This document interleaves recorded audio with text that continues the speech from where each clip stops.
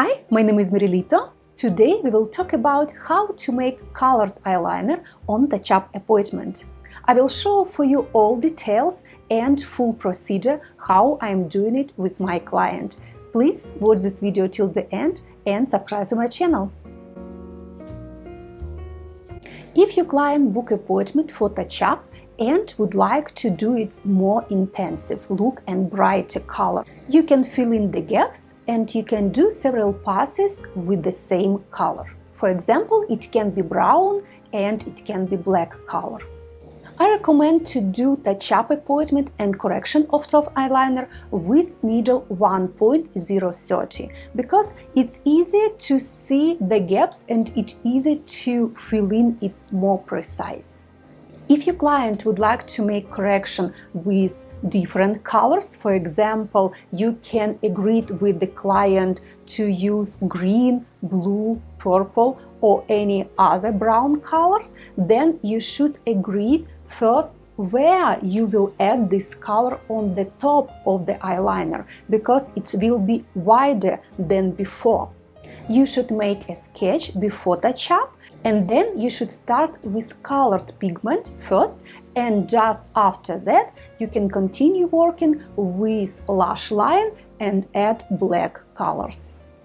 So let me show for you procedure how I'm doing colored eyeliner on touch-up appointment, and I will show for you all details and you can find out more tips for your permanent makeup procedures.